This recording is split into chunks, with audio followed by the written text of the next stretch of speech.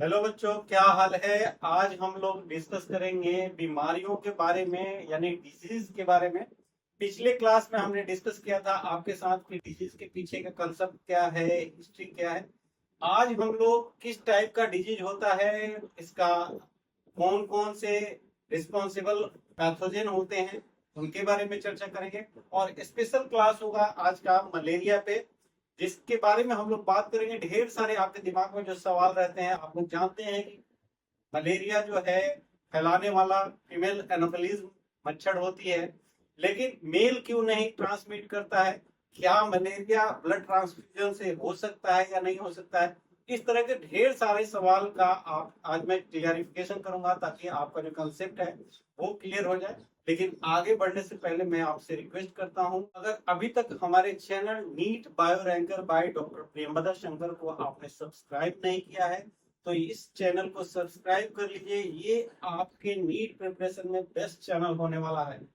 तो आगे बढ़ते हैं आज की क्लास में। अगर डिजीज की बात की जाए तो डिजीज जो होती है वो दो तरह की डिजीज, मेजर कैटेगरी अगर किया जाए तो दो मेजर कैटेगरी होता है।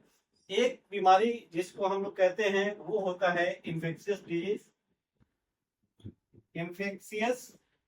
और दूसरा जो बीमारी का कैटेगरी है वो है नॉन इन्फेक्शियस। नॉन इन्फेक्शियस और इन्फेक्शियस दो कैटेगरी में किया जाता है। इन्फेक्शियस का मतलब होता है वो बीमारियां जो एक से दूसरे में स्प्रेड होती हैं। अगर मुझे कोई बीमारी है और मेरे बाद दूसरे आदमी को ट्रांसफर हो रही है, स्प्रेड हो रही है, तो उसको हम लोग इन्फेक्शियस कैटेगरी में रखते हैं। मेजोरिटी ऑफ इन्फेक्शियस डिजीज में, सबकी बात नहीं कर रहा हूँ, मेजोरिटी की बात कर रहा हूँ, एक से दूसरे में ट्रांसफर होती है, स्प्रेड होती है। जबकि नॉन इन्फेक्शियस डिजीज जो होती हैं वो एक से दूसरे में ट्रांसफर नहीं होती हैं। इन्फेक्शियस डिजीज का दूसरा जो नाम है वो है communicable disease. Communicable diseases. Infectious का दूसरा अगर नाम पूछा जाए तो क्या कहेंगे, कम्युनिकेबल। और इसको क्या बोलेंगे, नॉन कम्युनिकेबल। तो कम्युनिकेबल का मतलब होता है कम्युनिकेट करना, यानी कि स्प्रेड करना। कम्युनिकेट का मतलब ही होता है कि एक जगह से दूसरे जगह जाना, इसलिए इसे कम्युनिकेबल डिजीज के नाम से भी जाना जाता है। नॉन इन्फेक्शियस डिजीज का जो दूसरा नाम है, नॉन कम्युनिकेबल तो है ही, लेकिन इसको लाइफ स्टाइल डिजीज कहा जाता है। क्या कहा जाता है, लाइफ स्टाइल डिजीजेज। तो आजकल लाइफ स्टाइल डिजीजेज जो है वो बहुत ज्यादा है, और इनका बहुत ज्यादा ह्यूमन हेल्थ पे इफेक्ट पड़ रहा है। लाइफ स्टाइल डिजीजेज में अगर मैं कह रहा था कि जैसे एक दूसरे से ट्रांसफर नहीं होगा, तो कौन कौन सी बीमारियां आएंगी ये क्वेश्चन में आता है। जैसे डायबिटीज मेलिटस हो गया, डायबिटीज। दूसरा ब्लड प्रेशर। तीसरा कैंसर। या जो भी जेनेटिक डिजीजेज होती हैं, जो मदर से इनहेरिट कर करके या पेरेंट्स से इनहेरिट करके आती हैं, वो सारी की सारी नॉन इन्फेक्शियस डिजीज में होती हैं। या जो आपके बॉडी के अंदर मेटाबॉलिक डिजॉर्डर्स होते हैं, उसके चलते जो प्रॉब्लम होता है, वो सारे के सारे नॉन इन्फेक्शियस डिजीज में आते हैं। जबकि इन्फेक्शियस डिजीज में जो आता है वो मेनली पैथोजन के द्वारा किया जाता है। तो इन्फेक्शियस एजेंट होना चाहिए, यानी कि कोई ऐसा माइक्रो ऑर्गेनिज्म होगा जो आपको इन्फेक्ट करेगा, फिर वो आपको बीमार करेगा। तो जो माइक्रो ऑर्गेनिज्म ह्यूमन को इन्फेक्ट करता है, बीमार करता है, उसको हम लोग एक टर्म में क्या बोलते हैं, पैथोजेन। क्या बोलेंगे, पैथोजेन बोलते हैं। तो किसी भी तरह का ऑर्गेनिज्म हो, ये पैथोजेन जो माइक्रोब है, ये या तो बैक्टीरिया हो सकता है, क्या हो सकता है, बैक्टीरिया हो सकता है। दूसरे नंबर पे आप लोगों के लिए इतना ही जानना चाहिए, दूसरे नंबर पे ये वायरस हो सकता है। या तीसरे नंबर पे आप देखिए तो ये प्रोटोजोआ हो सकता है। प्रोटोजोआ जो होता है वो टिश्यू प्रोटोजोआ भी होता है, ब्लड प्रोटोजोआ भी होता है, इन्हें पैरासाइट भी कहा जाता है। प्रोटोजोआ को क्या कहेंगे, पैरासाइट्स कहेंगे। पैरासाइट्स में प्रोटोजोआ आता है। कई तरह के पैरासाइट्स होते हैं, लेकिन हम लोग यहाँ सिर्फ प्रोटोजोआ की बात कर रहे हैं। चौथा जो बीमारी करने वाला पैथोजन है वो फंगस हो सकता है। फंगस का आप लोग रियल एग्जांपल अगर चाहते हैं तो रिंग वर्म जो है, जिसे हम लोग दाद कहते हैं, तो रिंग वर्म कोई वर्म नहीं है, नाम खाली रिंग वर्म है, जबकि वो होता किससे है? फंगस से। वर्म हमेशा पैरासाइट के लिए यूज किया जाता है वर्ड, लेकिन यहाँ जो बीमारी है वो रिंग वर्म कही जाती है, लेकिन होता किससे है?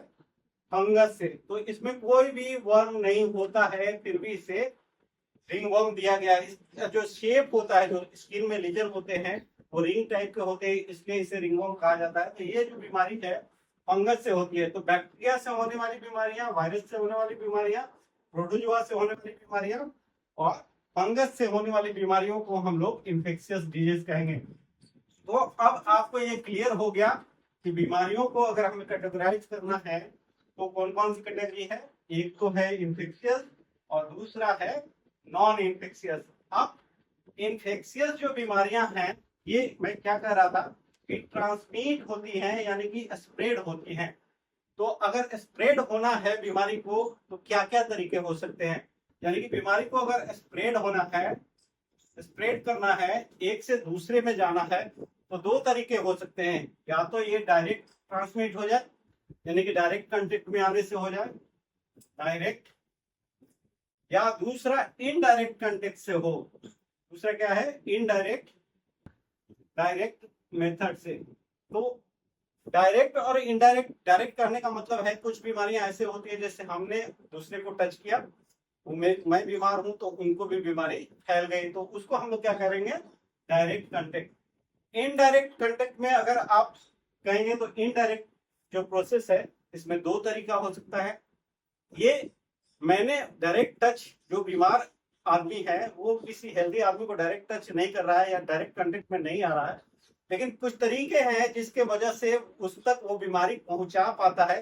बीच में मीडिएटर होता है। जैसे मान लीजिए कि कोई डोर है और आप बीमार हैं, ऐसी बीमारी है जो डोर को आप छूते हैं, फिर दूसरा कोई हेल्दी आदमी आता है उसको छूता है और फिर वो उसको हो जाता है, तो उसको इनडायरेक्ट कांटेक्ट कहते हैं। और इस तरह से जो कांटेक्ट से स्प्रेड होने वाला है, या तो वो लिविंग ऑर्गेनिज्म के द्वारा होगा या नॉन लिविंग के द्वारा होगा। तो इनडायरेक्ट कांटेक्ट किस तरीके से हो सकता है? एक तो लिविंग हो, लिविंग, या नॉन लिविंग हो, नॉन लिविंग।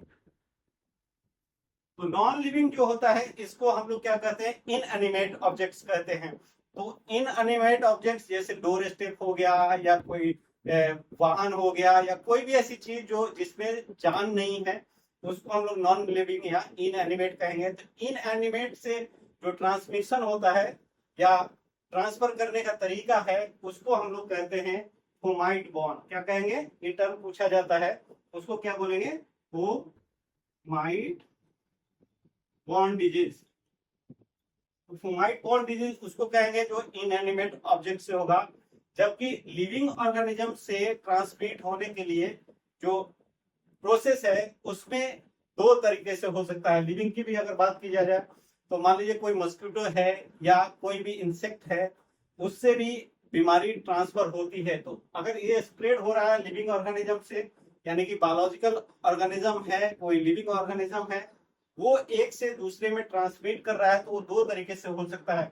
एक तो उस पैथोजन का जो लाइफ साइकिल है वो लिविंग दूसरे जो ऑर्गेनिज्म है उसमें कुछ पार्ट डेवलप करता है, और दूसरा सिर्फ वो कैरियर की तरह काम करता है। तो अगर कोई पैरासाइट है जैसे प्लाज्मोडियम है, उसका जिंदा रहने के लिए या उसकी लाइफ साइकिल पूरा करने के लिए अगर कोई इंसेक्ट जैसे कि फीमेल एनोफिलिस चाहिए, उसके बिना वो लाइफ साइकिल पूरा नहीं कर सकता है। तो जो फीमेल एनोफिलिस अगर उसको ट्रांसफर करेगी, जिसमें उसका कुछ पार्ट का लाइफ जो है, जो पैरासाइट या पैथोजन है, उस पैथोजन का कुछ पार्ट ऑफ लाइफ उस वेक्टर में भी, यानी कि जिस ऑर्गेनिज्म जो ट्रांसफर करने वाला है उसमें अगर रहता है, तो उसको हम लोग बायोलॉजिकल कहते हैं, और इसको ट्रांसफर करने वाले को हम लोग वेक्टर कहते हैं। क्या कहते हैं? वेक्टर कहेंगे। जो लिविंग ऑर्गेनिज्म ट्रांसफर करेगा उसको हम लोग क्या कहेंगे? वेक्टर कहेंगे। और ये वेक्टर जो होगा ये दो तरह का होगा।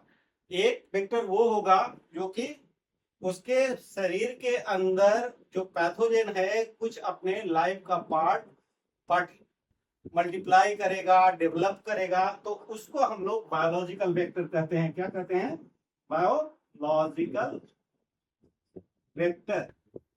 तो ऐसे इंसेक्ट्स जो डिजीज ट्रांसफर कर रहे हैं, लेकिन उनके शरीर के अंदर भी जो पैथोजन है वो मल्टीप्लाई करेगा, उसको हम लोग, या डेवलपमेंटल स्टेज उसके होंगे, उसको हम लोग बायोलॉजिकल वेक्टर कहेंगे।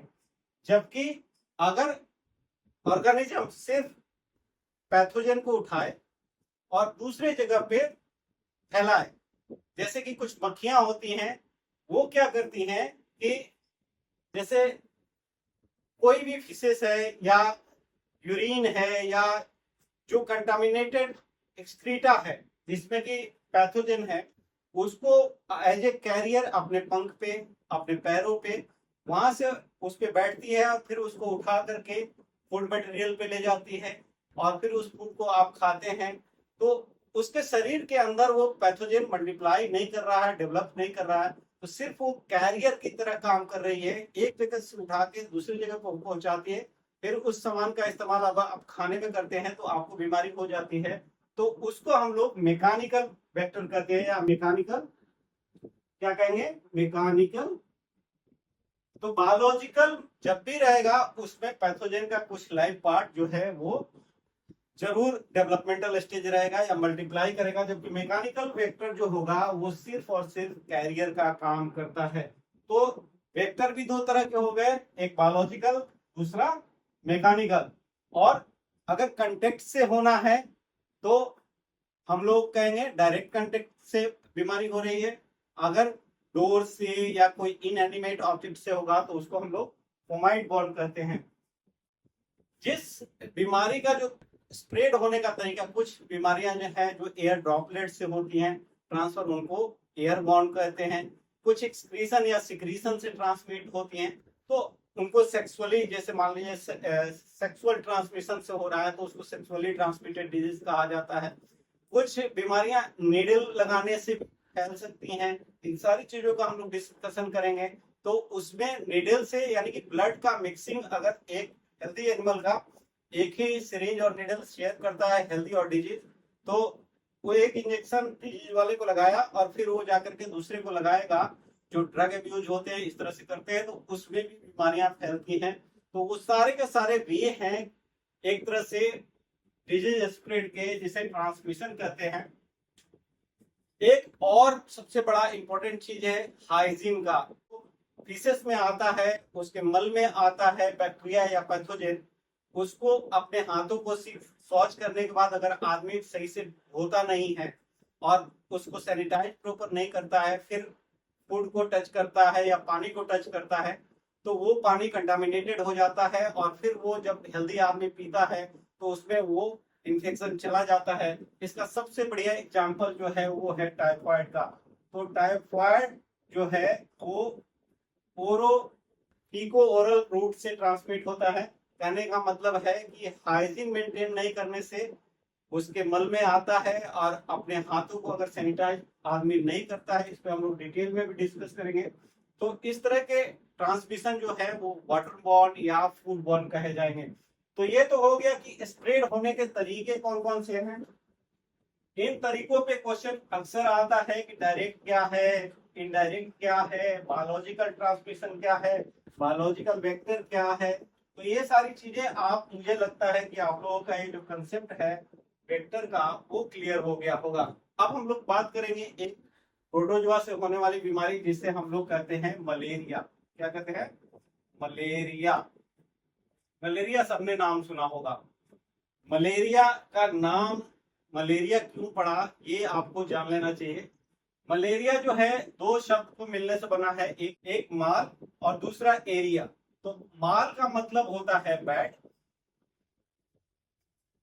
और एरिया का मतलब होता है एयर।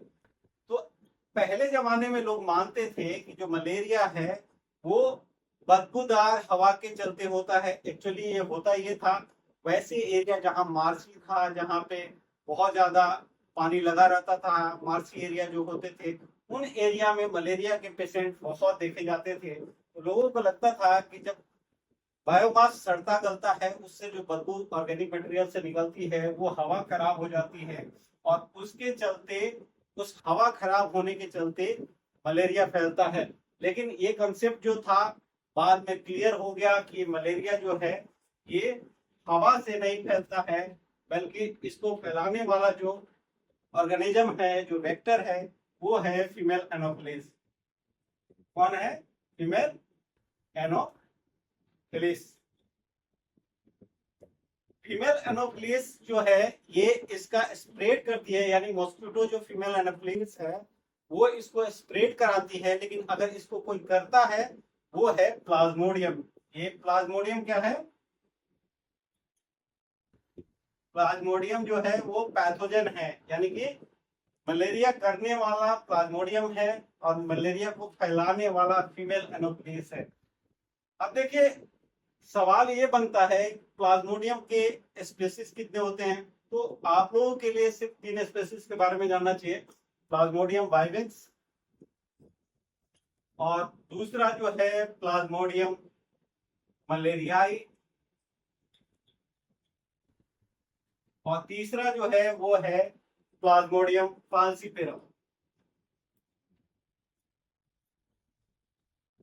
तो इसमें जो सबसे खतरनाक मलेरिया करता है, जो जानलेवा होता है, जिसे सेरेब्रल मलेरिया कहते हैं या जिसको मलिग्नेंट मलेरिया कहते हैं।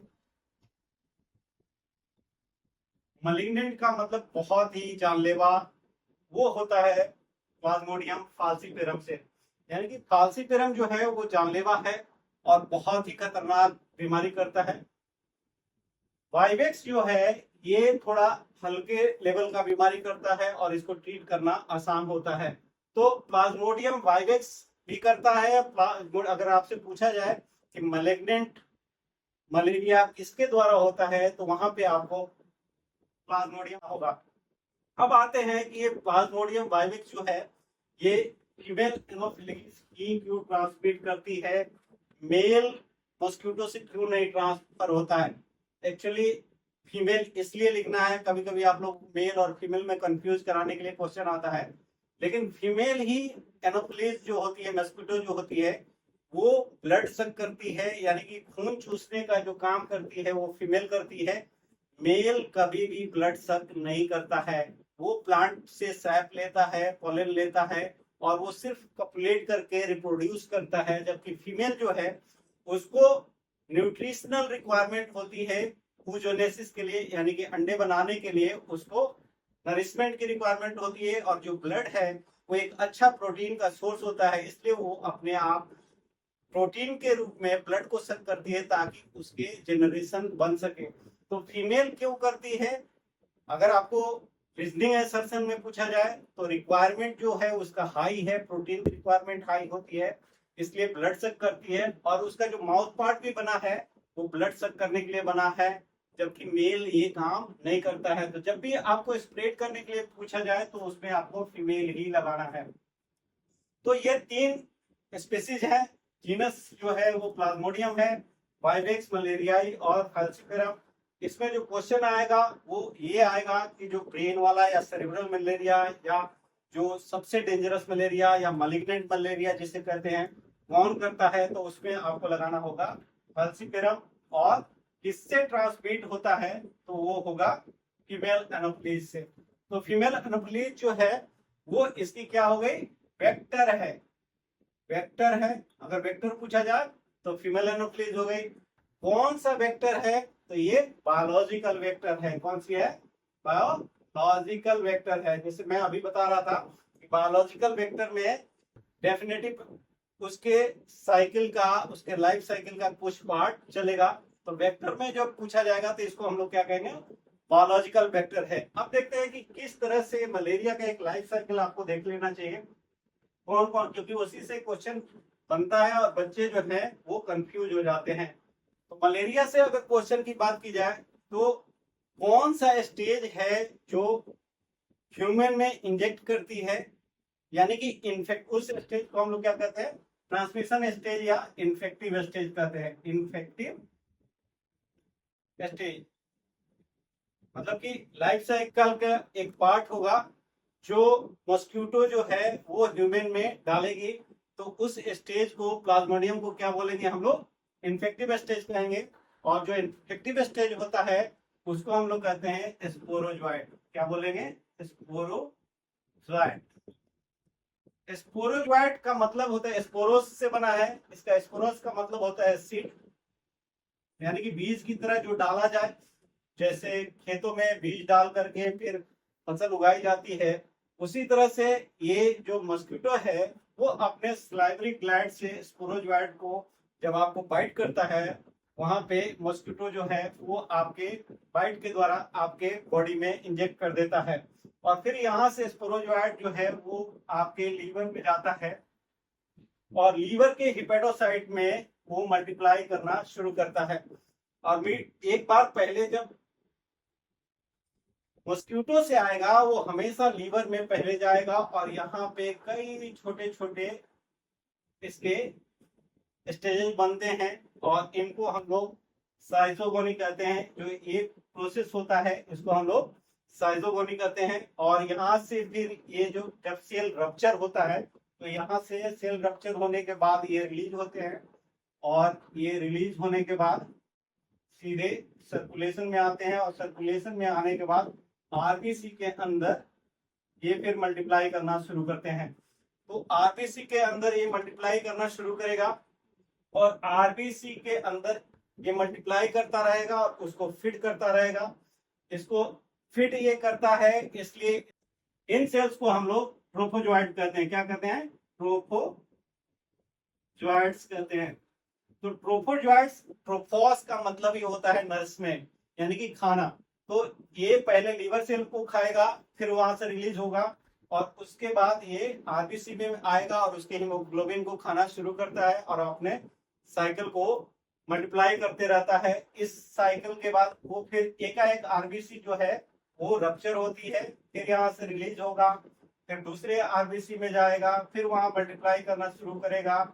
और इसमें जो मल्टीप्लिकेशन होगा, यानी कि रिप्रोडक्शन जो होगा, वो टोटली क्या होगा? ए सेक्सुअल होता है। क्या होगा? ए सेक्सुअल।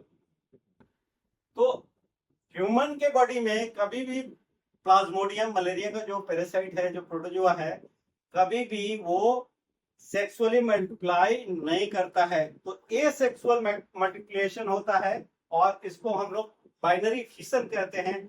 उसके द्वारा ये 1 से 2, 2 से 4 मल्टीपल स्टेज बनता है, और एक सर्टेन स्टेज के बाद से फिर वो रप्चर करता है, और उसके बाद दूसरे सेल में घुस जाता है।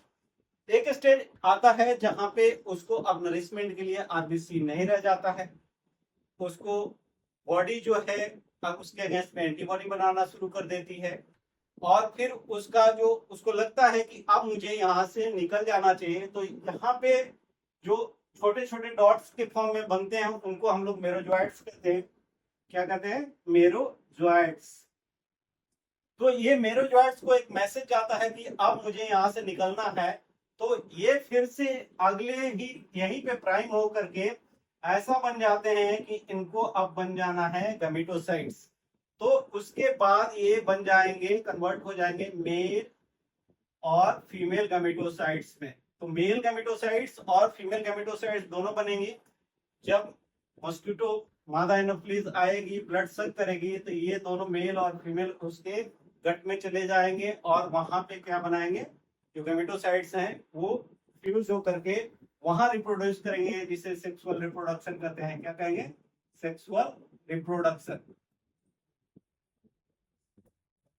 अब ये सेक्सुअल रिप्रोडक्शन होगा तो वहां पे जो बनेगा वो होगा जाइगोट। सेक्सुअल रिप्रोडक्शन होगा तो क्या बनेगा? जाइगोट बनेगा। यानी कि उसके गट में, जो मॉस्किटो है उसके गट में सेक्सुअल रिप्रोडक्शन होगा, और फिर उसके बाद वो गट से निकल के उसके सलाइवरी ग्लैंड में आता है, और अल्टीमेटली वो स्पोरोजोइट में कन्वर्ट हो जाता है, जिसे हम लोग इन्फेक्टिव स्टेज कहते हैं। तो ये तो हो गया कि लाइफ साइकिल इसकी कैसे चलती है।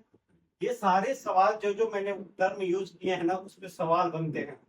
अब आते हैं कि ये जो मेरोजोइट्स हैं, ये जब बर्स्ट करता है, इसी के बेसिस पे सिम्टम्स आते हैं। जब ये आरबीसी हीमोग्लोबिन को खाता है तो एक टॉक्सिन बनता है, जिसे हम लोग कहते हैं हीमोज्वाइन। क्या कहेंगे?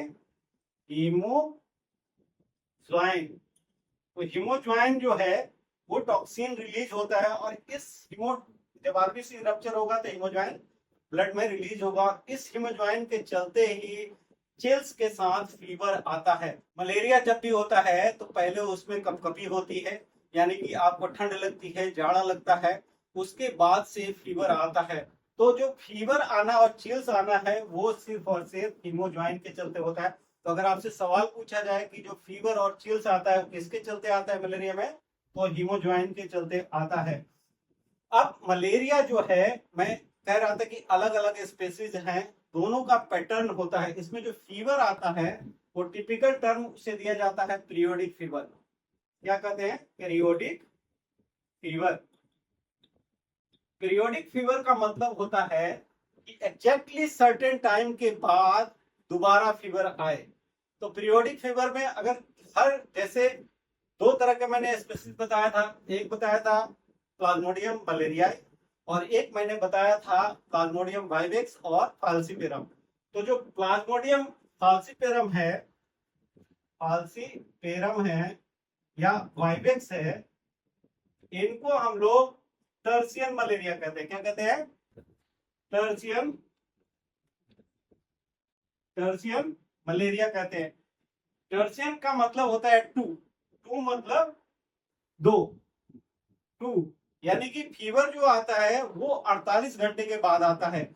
आज अगर फीवर आया है चिल के साथ तो कल नहीं आएगा, परसों आएगा। तो फाल्सीपेरम और वाइवेक्स में जो फीवर का फ्रीक्वेंसी है, पीरियड है, वो 2 दिन का है, यानी 48 घंटे के बाद आता है। तो पीरियोडिक फीवर है, हर 48 घंटे में अगर आपको फीवर आ रहा है और हर 48 घंटे में आपको जाड़े लग के फीवर आ रहा है, तो वहां पे फाल्सीपेरम और वाइवेक्स के लिए आप सस्पेक्ट कर सकते हैं, वो बीमारी हो सकती है।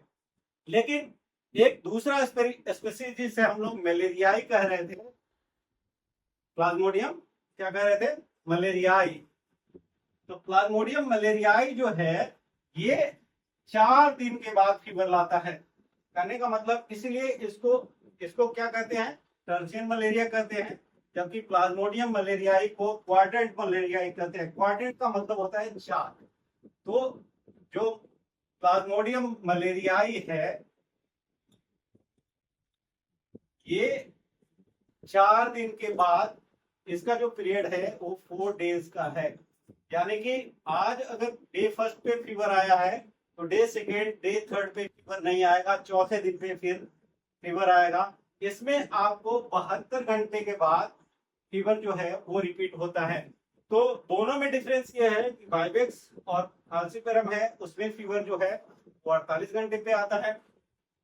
तो ये आप लोगों को क्लियर हो गया कि फीवर किस तरह का आएगा और इसको किस तरह से हम लोग कौन सा स्पेसीज है उस लेवल पे किस तरह से पहचानेंगे। तो मुझे लगता है कि आपने 2-3 चीजें समझ ली कि मलेरिया का जो लाइफ साइकिल है वो कैसे चलेगा, साथ ही साथ उसके सिम्टम्स पीरियोडिक होंगे। फीवर जो होगा वो चिल्स के साथ आएगा और जो उसमें फीवर कराने वाला है उसको हम लोग हीमोज्वाइन कहते हैं। तो हीमोज्वाइन आप लोगों को बार बार पूछा जाता है, इसमें सवाल आता है कि इन्फेक्टिव स्टेज कौन सा है। तो मैंने आप लोगों को बताया था कि जो इसका इन्फेक्टिव स्टेज है वो स्पोरोज्वाइट है। फिर हमने बताया कि इसमें जो फीवर आता है उसके पीछे रीजन क्या है, तो वो आप लोगों को लिखना होगा कि उसके पीछे रीजन जो है वो हीमोज्वाइन है। तो हीमोज्वाइन का प्रोडक्शन एकाएक होता है और वो पीरियोडिक होता है, इसलिए इसे पीरियोडिक फीवर कहा जाता है। तो ये तो थोड़ा सा हो गया कि मलेरिया होता कैसे है।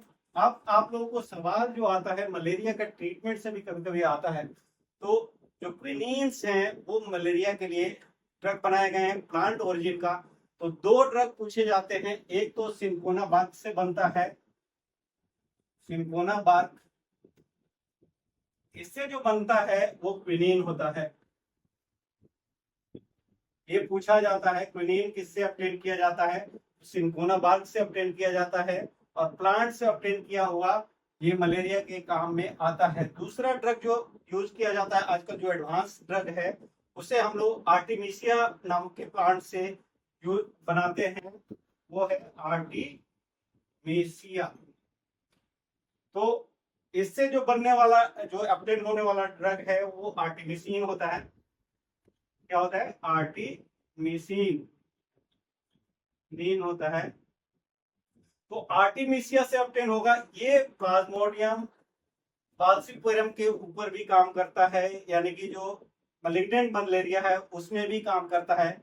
इसी के जो सेमी सिंथेटिक है, मतलब कि आर्टिमिसिया आया, उसको सेमी सिंथेटिक करा करके आर्टीथर आर्सोनिलेट बनाया जाता है। उन दवाओं को हम लोग प्लांट ओरिजिन नहीं कहते हैं, सेमी सिंथेटिक कहते हैं। लेकिन आप लोगों को जो सवाल पूछा जाता है वो सिंगोना बात पूछा जाता है, जिससे क्विनीन ऑब्टेन होगा। और आर्टिमिसिया प्लांट से जो होगा वो आर्टिमीथर या आर्टिमिसिन होगा। तो आर्टिमिसिन जो है वो किससे ऑब्टेन होगा, वो आर्टिमिसिया से होगा। और ये दोनों दवाएं जो है, क्विनीन और आर्टिमिसिन, ये दोनों दवाएं जो है मलेरिया के इलाज के लिए इस्तेमाल की जाती हैं। तो दवा भी आप लोगों को कभी पूछ देता है, लेकिन आपसे वो जानना चाहता है कि किस ओरिजिन की दवा है और उसका सोर्स क्या है, ये कभी कभी कंफ्यूज कराता है। तो जो आर्टिमीथर या आर्टीथर या आर्टिमिसिनिन है, वो सबसे डेंजरस मलेरिया के अगेंस्ट में काम करने वाला है, और वो जो है प्लांट ओरिजिन का है। ये आप लोगों को जान लेना चाहिए। मुझे लगता है कि इस वीडियो से आप लोगों के कुछ जो कंसेप्ट हैं क्लियर हुए होंगे। अगले क्लास में हम लोग और जो प्रोटोजोआ हैं, जैसे स्लीपिंग सिकनेस हो गया या काला आजार हो गया, उनके बारे में डिस्कशन करेंगे, ताकि आपका कंसेप्ट जो है और बेहतर हो और आपका नीट का कोई भी क्वेश्चन नहीं छूटे। मेरे साथ बने रहने के लिए बहुत बहुत धन्यवाद। नमस्कार।